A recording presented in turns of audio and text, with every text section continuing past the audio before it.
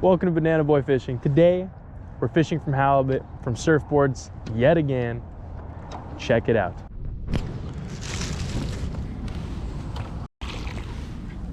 There you go. Whew. All right, so here's our net. Oh, bait. We got bait. That was bait. All right. And we're off to the races. Got this brand new drop net here. You're not allowed to cast net in California, so we're gonna use this instead. But we'll see if we can get some bait with it, because the sabiki didn't work very well for us last time. So here we go. Here goes nothing. Wow, that really was nothing. Hey, get out of here. This guy. Oh no, don't scare the bait. Go away. I'm just gonna let him get comfortable. There's a couple in it right now. So slow they don't even realize it. Oh shit, oh shit, oh shit. Anyways, cut the tape. Are gonna be super cool and collected. We went sneak attack route and it worked out for us. We have a few baits right here, which is more than we made in 3 hours of using a sabiki last time. So now we're getting the pattern down. We're just gonna keep this up. Watch your hands. Awesome, awesome, awesome. Look at that. Perfect baits, perfect baits. So all I'm doing is once it gets away from the dock, it catches the current and it parachutes out. And so all that bait is flooding into the back of the net, and also it's in the holder. So all the bait corrals towards the holder and even into the net. And then I'm just slowly hoisting it out of the water. If we move slow enough, they don't even realize that they're all stuck in there. Just like that, baby. So that time what I did actually was they were swimming around it, but they weren't sure. And I gave it a little twitch to get that bread to break up, and they flocked around it. So they schooled around it rather. So this is all I'm talking about. If you watch my hand here, that bait sitting down there, or that bread sitting down there, and I just do a couple tugs and it knocks that bait around and they start to move in, let their guard down. And then once I see at least half a dozen in the net, slowly pull them up. So at the very least, I'm getting 3, maybe even half a dozen. Oh yeah. Come on, guys. Come on, guys. A couple big ones in there. Let's see. Stay in there. Yep, got one at least. Couple. And the bucket you go. Really getting this thing down, baby. Give me some. So today we got a little bit more complex rig going on. I got my milk crate bungeed to the surfboard, our bait bucket, which you'll see how we made bait this morning. And then today we even have this awesome Schedule 40 PVC running down the side with some 2 ginormous zip ties to hold that in place. We have a rod holder, which makes things more convenient for paddling around, but also allows me to fish 2 rods at one time. I do have my 2 rod saltwater stamp, so I'll have my bait rod out back while I fish a Alabama rig and artificial from the front.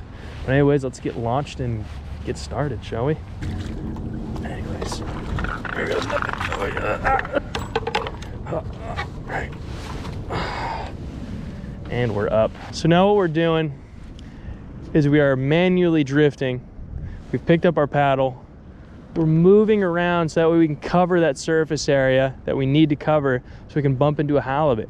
If we're just sitting in one spot, it's not really gonna do much for us. Sure, that bait has attracting power sitting there. You might have a fish come to it, but it's much more effective to bring the bait to the fish. While we're waiting on the wind to pick up, we're gonna try this little method out. I wonder if I should just turn around. Stand backwards. Yeah. Nice. Look, Dad, I'm doing it. So I just spun around so I can keep an eye on my rod here. Nice. I don't even have to paddle now. We're in a good drift. I might even pick my rod back up. Last time we were out, the wind was kind of diagonal across this portion of the bay, but today it's going parallel with the long ways of the bay, which is great because that puts us on a vector straight down the bay. So we can just sit here, and as long as we can ride this little wind patch here, I just gotta chill. Got him. Well, as you guys saw there, we did get 1 halibut. It was a short, pretty small little guy. However, it is a good sign. Usually where there's 1, there might be a few stacked up. So we're gonna consistently try that same embankment kind of deep spot that we were fishing and caught him. See if we can't get a larger one, or at least just some more. Stay tuned. We're gonna get back up there and see if we can't make another one happen. Oh, what's going on?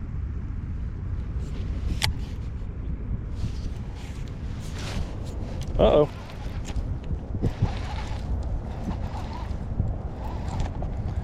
Is this a fish? Can't tell if it's just a bunch of kelp or a fish.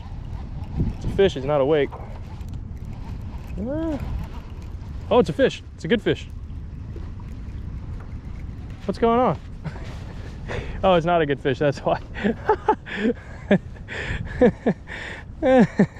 All right, squirrely, geez. Take it easy, pal. You can see all these little males are starting to, or these smaller ones. I don't know if they're males for sure, but definitely smaller fish moving up high. That was wild, wasn't it? Look at that. So we were just talking about fishing the same zone. And right as we were going through that same zone, sure enough, we just barely hooked this little guy.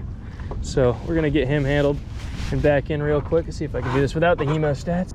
There we go, just like that. Nice little halibut. So just like that. We'll hold him for a sec. Woo, just like that. Ferocious little guy. Let's go get a bigger one. We're moving the wrong way. We got to go up in size, not down, but it's a good sign.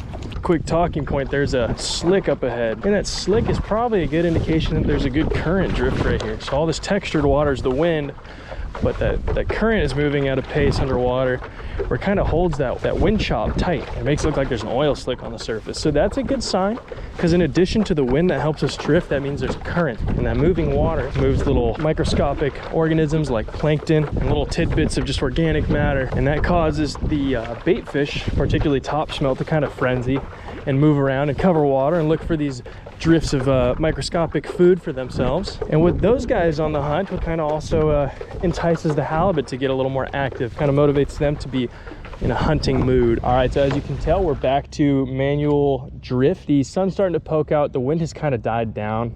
So we're gonna use this opportunity to try, see if look for some greener pastures. We're gonna try this stretch of water right here. And if that doesn't work out, then we'll try the zone that we were initially in, but it feels like the wind's actually just starting to pick up enough for some drift. So we'll try from here to that bridge up ahead.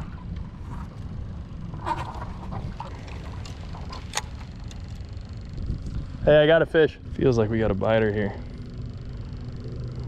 All right, line's going there.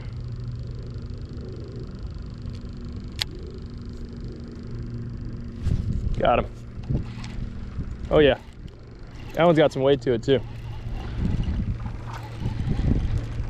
Yeah, should be a better fish. Come on, buddy. It's going up high. It's going real high. Doesn't feel giant, but it's definitely a fish. What's going on? Water skim in here. Another little butt. Oh, a little better. I think it's larger than the previous one. Maybe the same size as the first one. About the same size as the last one. A lot of little guys out here today. It's nice. Once you get them laid down on the paddleboard, they kind of just chill out. All right, so check it, guys. We got this another little cookie cutter, little baby butt, but they're kind of in this zone here, pretty schooled up, so it's a good sign. We're gonna get this little guy back and keep working towards that larger fish. Wow, awesome. I'm bit. Am I? Felt bit. Yeah, that's fish.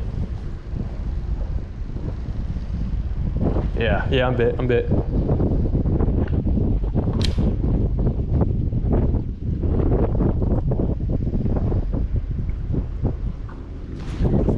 We got him. We're on.